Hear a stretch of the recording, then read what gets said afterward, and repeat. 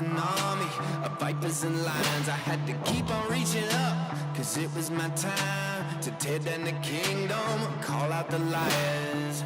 Thank you so much. Here we are, the night before the most important election of our lives.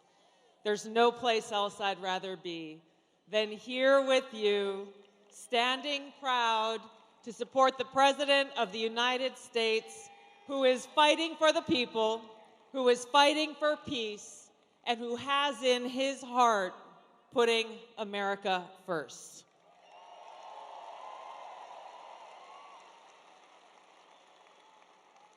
You know, the most important quality that I look for in any elected leader, but especially the President of the United States, is someone who wakes up every single day asking himself, what can I do for the American people?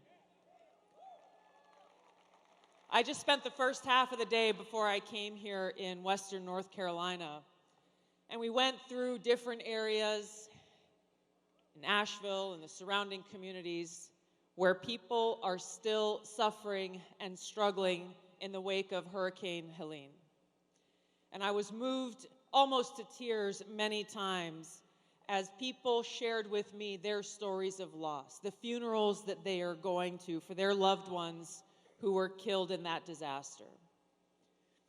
There was a firefighter that gave me this bracelet with tears in his eyes in memory of his battalion chief, Tony Garrison, whose end of watch was on September 27, 2024, because he went out to save someone's life and brought them back.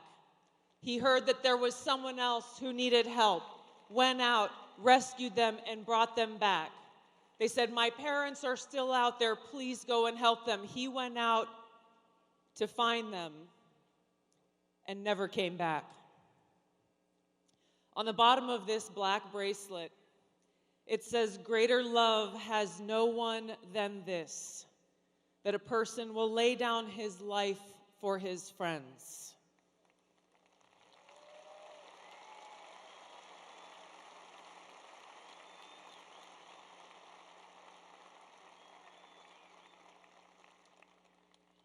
We have a president in Donald Trump who's willing to lay down his life for us.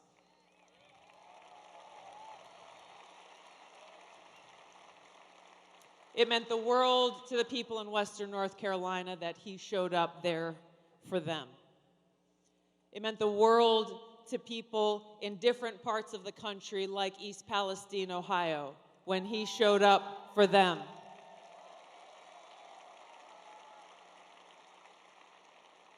That's the difference between President Trump and Kamala Harris. Anyone who has spent a moment with President Trump understands how much he cares about the people, how much he cares about us. I can tell you as a soldier, someone who's been deployed multiple times to different war zones, someone who proudly wears the uniform, he cares about our men and women in uniform.